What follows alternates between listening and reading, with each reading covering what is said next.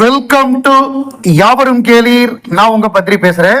அமரன் திரைப்படம் தமிழ்நாட்டில் மட்டும் 100 கோடி ரூபாய்க்கு மேல வசூல் பண்ணியிருக்கு. உலக அளவில் 200 கோடியை கிராஸ் பண்ணுது. இது வந்து ஒரு டயர் 2 ஆக்டருக்கு மிகப்பெரிய ஒரு சாதனை. இந்த படத்துடைய அந்த கான்டென்ட், இந்த படத்தை வந்து ப்ரொமோட் பண்ண விதம், இதை வந்து மக்கள்கிட்ட கொண்டு போய் சேர்த்த விதம், இது எல்லாமே சேர்ந்துதான் இந்த படத்துக்கு வந்து இப்படி ஒரு மாபெரும் வெற்றியை தேடி தந்திருக்கு. ஆனா இந்த படத்தை பத்தி 2 விதமான நெகட்டிவான விஷயங்கள் வந்து பேசப்படுது. ஒண்ணு வந்து ஏன் முகுந்து வரதராஜனை அவரை வந்து பிராமணரா காமிக்கல அப்படின்னு ஒரு வித எதிர்ப்பு ஒரு சின்ன குரூப் கிட்ட இருந்து. அதே மாதிரி இந்த படத்துல வந்து முஸ்லீம்களை தவறா காமிச்சிருக்காங்க அப்படின்னு சொல்லி ஒரு முஸ்லீம் கட்சி அவங்க வந்து போராட்டம். சோ இது இந்த 2மே சைமல்டேனியஸா நடந்துகிட்டு இருக்கு. ஒருத்தர் வந்து உண்மையிலேயே நடந்த சம்பவத்தை ஏன் காமிக்கல, அவர் வந்து ஒரு முறை கூட தான் வாழ்க்கையில வந்து பிராமண பாஷை பேசியிருக்க மாட்டாரா அவங்க அப்பாட்ட, ஒரே ஒரு தடவை நைனான்னு கூப்பிட்டா அதை வச்சு நைனான்னு படம் ஃபுல்லா சொல்லியிருக்கீங்களே அப்படிங்கிற எதிர்ப்பு ஒரு பக்கம். அதுக்கு இயக்குனர் பதில் சொல்லிட்டாரு. அவங்க வந்து எந்த அடையாளமும் வேண்டாம், இந்தியங்கிற அடையாளம் காமிச்சா போதுமானதுன்னு சொல்லிட்டாங்க, அதனாலதான் நான் அதை காமிக்கல அப்படின்னு சொல்லிட்டாரு. நம்பர் 1. நம்பர் 2, இது வந்து இந்த ஆஃப் விடோஸ் அப்படின்னு காமிக்கிறாங்க. அவங்க வந்து அந்த கணவர்கள்லாம் வந்து பாகிஸ்தானுக்கு தப்பிச்சு போறாங்க, அங்க பயிற்சி பெற்று திருப்பி வந்து பொதுமக்கள் மேல தாக்குறாங்கிற மாதிரியான ஒரு காமிச்சிருக்காங்க. அது வந்து தவறாக காமிச்சிருக்காங்க இஸ்லாமியர்களை அப்படிங்கிற மாதிரியாக அவங்க வந்து போராட்டம் பண்றாங்க. அவங்க சொல்ற காரணம் அதுதான். பட் எல்லாமே வந்து ரிசர்ச் பண்ணி உண்மையை தான் எடுத்திருக்கோம், எதுவுமே வந்து பொய்யானது கிடையாது அப்படிங்கிற ஒரு தகவலையும் அந்த படக்குழு அவங்க சொல்றாங்க. எல்லாமே ரிசர்ச் பண்ணி பக்காவா இது பண்ணி தான் பண்ணியிருக்கோம்.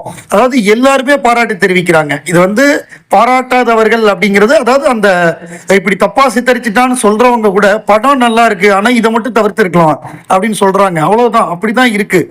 இது வந்து 90% பீப்புள் வந்து இதை வரவேற்கிறாங்க.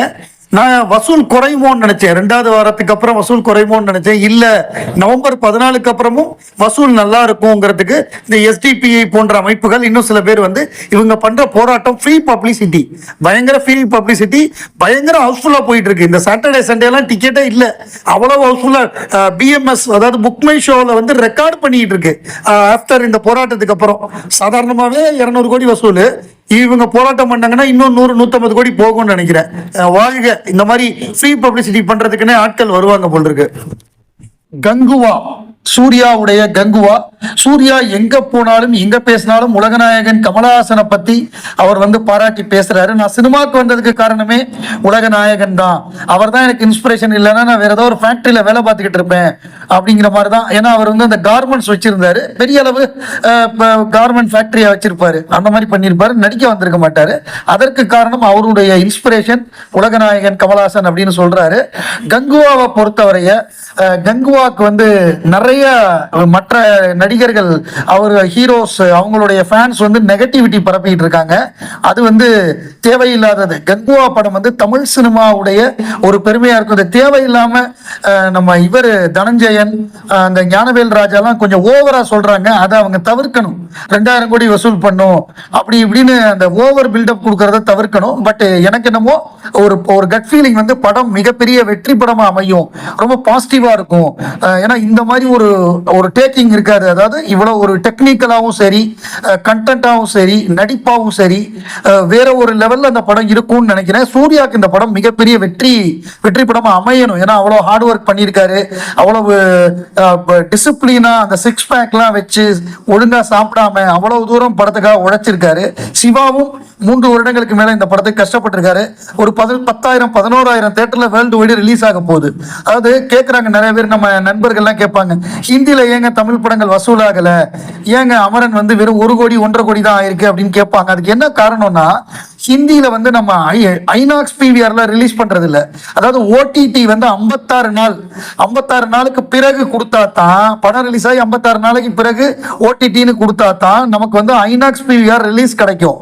அதுக்கு முன்னாடி 28 நாள்ல கொடுத்தோம்னா நமக்கு ஐநாக்ஸ் பிவிஆர் கிடைக்காது, வசூலே இருக்காது ஹிந்தி ரீஜன்ல. கங்குவாக்கு ரொம்ப புத்திசாலித்தனமா என்ன பண்ணிருக்காங்கன்னா, படம் வந்து 56 நாள் கழிச்சு தான் ஓடிடி அப்படின்னு அனௌன்ஸ் பண்ணிட்டாங்க. அதனால இப்ப ஐநாக்ஸ் பிவிஆர்லாம் கிடைக்குது. அந்த படம் ஹிந்திலையும் நல்லா வசூலாகும். ஏன்னா பாபி தியோல் வேற இருக்காரு. தியேட்டர் வேற நிறைய தியேட்டர் கிடைக்குது. வேர்ல்டு வைடு கிட்டத்தட்ட 11,000 தியேட்டர்ல ரிலீஸ் ஆகுது. இந்த படம் பெரிய வெற்றி பெறணும் அப்படின்னு உலகநாயகன் ரசிகர்கள் சார்பாக சூர்யாக்கு நம்ம வாழ்த்துவோம்.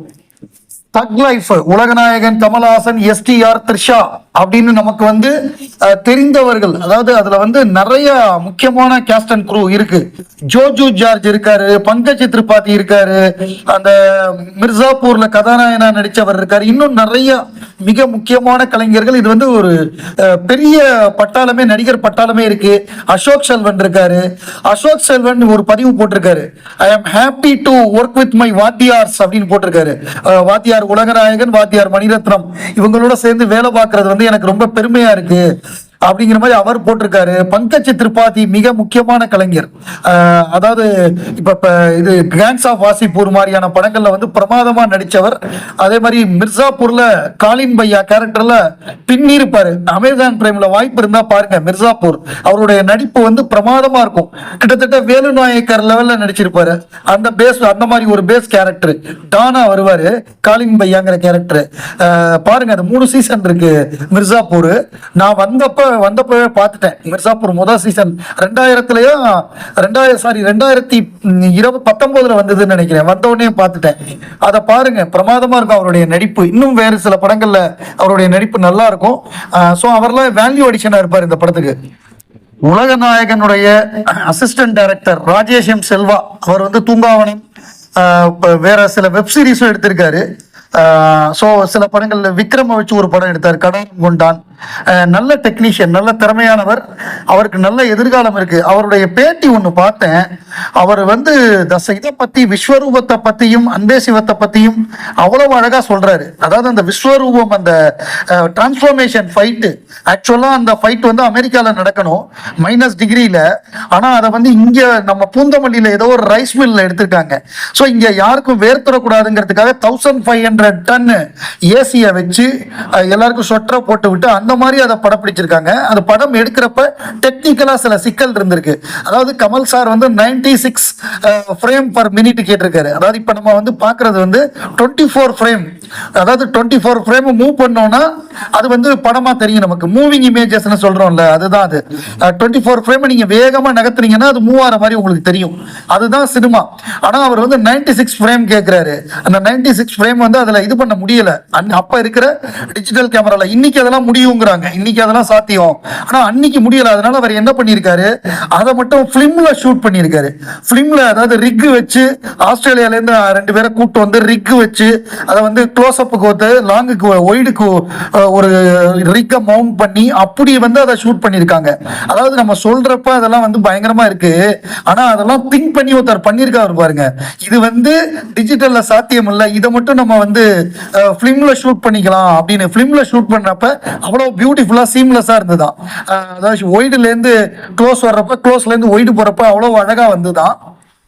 அதே மாதிரி அன்பே சிவத்துல வந்து அவர் சில விஷயங்கள், அந்த ஒரு வெட்டும் இல்ல அவருக்கு, அந்த மாதிரி இதை கிளைமேக்ஸ்ல பண்ணலான்னு பிளான் பண்ணாரா, இல்ல அதெல்லாம் பண்ண ரொம்ப கிரிம் ஆயிடும், வேண்டாங்கிற மாதிரி அதை வேண்டான்னு சொல்லியிருக்காங்க. ஸோ நம்ம நினைச்சதை விட அவர் இன்னும் பல மடங்கு பல லேயர்ல வேலை பார்த்திருக்காரு உலகநாயகன். அதை தான் அவர் சொல்றாரு.